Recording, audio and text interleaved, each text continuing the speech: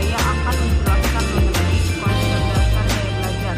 Yang pertama, menurut Fleming dan Mills 1992, gaya belajar merupakan kecenderungan siswa untuk beradaptasi strategi tertentu dalam belajarnya sebagai bentuk tanggung jawab untuk mendapatkan pendekatan belajar yang sesuai dengan tuntutan belajar di kelas atau sekolah maupun tuntutan dari mata pelajaran. Selanjutnya, Willis 1988 mendefinisikan gaya belajar sebagai kebiasaan belajar yang disenangi oleh pembelajar. KV 1979 memandang gaya belajar sebagai cara seseorang dalam menerima, berinteraksi, dan memandang lingkungannya. Dunn dan Rick 1988 memandang gaya belajar sebagai karakter biologis bawaan. Selanjutnya, gaya belajar atau learning style adalah suatu karakteristik kognitif, afektif, dan perilaku psikomotorik sebagai indikator yang bertindak yang relatif stabil untuk pembelajar merasa saling berhubungan dan bereaksi terhadap lingkungan belajar. NASSP dalam Ardana dan Willis 1989 halaman 4. Materi selanjutnya yaitu macam-macam gaya belajar. Terdapat beberapa gaya belajar, di antaranya yang pertama, gaya belajar visual. Gaya belajar ini menggunakan citra visual yang diciptakan maupun diingat.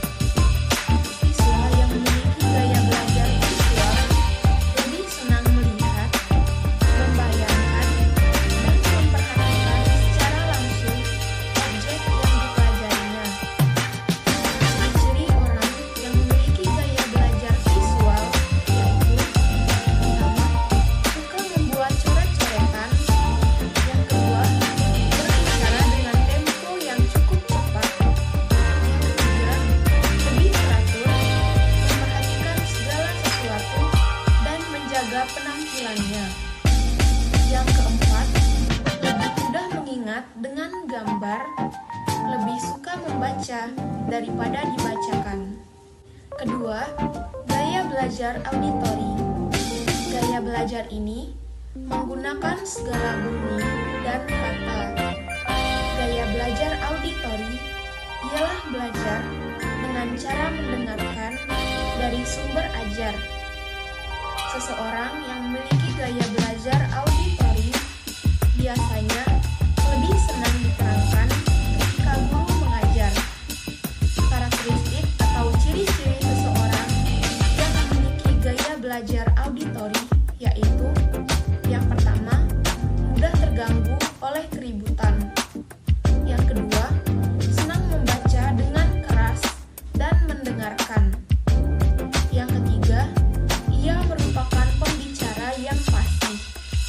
Yang keempat, sulit untuk menulis, tetapi hebat dalam bercerita. Yang ketiga, gaya belajar kinestetik. Gaya belajar ini mengakses segala jenis gerak dan emosi, gerakan, koordinasi, irama, tanggapan emosional, dan kenyamanan fisik menonjol di sini. Seseorang yang memiliki gaya belajar kinestetik, ciri-cirinya yaitu: yang pertama, banyak bergerak atau aktif. Yang kedua, lebih senang belajar dengan langsung mempraktekkan. Yang ketiga, biasanya menunjuk tulisan saat membaca. Yang keempat, dapat mengingat sambil berjalan dan melihat. Perkenalkan, nama saya Rika Zahra. Di sini saya akan menjelaskan materi tentang memfasilitasi siswa sesuai dengan gaya belajar. Telah kita ketahui bahwa setiap siswa memiliki gaya belajarnya masing-masing. Pengenalan gaya belajar sangat penting bagi guru karena dengan mengetahui gaya belajar tiap siswa, maka guru dapat menerapkan berbagai teknik dan strategi yang tepat baik dalam pembelajar maupun dalam pengembangan diri. Dengan mengetahui gaya belajar siswa, guru dapat memfasilitasi belajar siswa sesuai dengan gaya belajarnya masing-masing. Yang pertama yaitu untuk gaya belajar visual. Untuk gaya belajar visual, guru dapat memfasilitasi belajar siswa dengan cara yang pertama yaitu menggunakan materi visual seperti gambar-gambar, diagram, dan peta. Yang kedua, menggunakan warna untuk meng-highlight hal-hal penting. Yang ketiga, mengajak anak untuk membaca buku-buku berilustrasi. Yang keempat yaitu menggunakan multimedia seperti komputer dan video. Dan yang terakhir yaitu mengajak anak-anak untuk mencoba mengilustrasikan ide-idenya ke dalam gambar. Yang kedua yaitu gaya belajar auditorial. Untuk gaya belajar auditorial, guru dapat memfasilitasi belajar siswa dengan cara yang pertama, ajak anak untuk ikut berpartisipasi dalam diskusi, baik di dalam kelas maupun keluarga. Yang kedua, dorong anak untuk membaca materi pelajaran dengan keras. Yang ketiga, gunakan musik untuk mengajarkan anak. Keempat, diskusikan ide dengan anak secara verbal. Dan yang terakhir yaitu, biarkan anak merekam materi pelajarannya ke dalam kaset dan dorong dia untuk mendengarkannya sebelum tidur. Yang ketiga yaitu gaya belajar kinestetik. Untuk gaya belajar kinestetik, guru dapat memfasilitasi gaya belajar siswa dengan cara yang pertama yaitu jangan paksakan anak untuk belajar sampai berjam-jam. Yang kedua, ajak anak untuk belajar sambil mengeksplorasi lingkungannya. Yang ketiga, izinkan anak untuk mengunyah permen karet pada saat belajar. Yang keempat, gunakan warna terang untuk meng-highlight hal-hal penting dalam bacaan.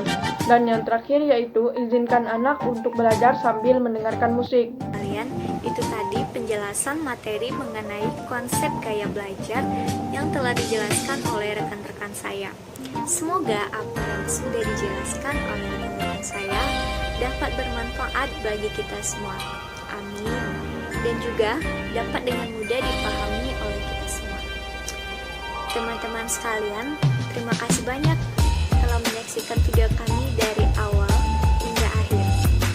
Kami memohon maaf apabila ada kekeliruan dalam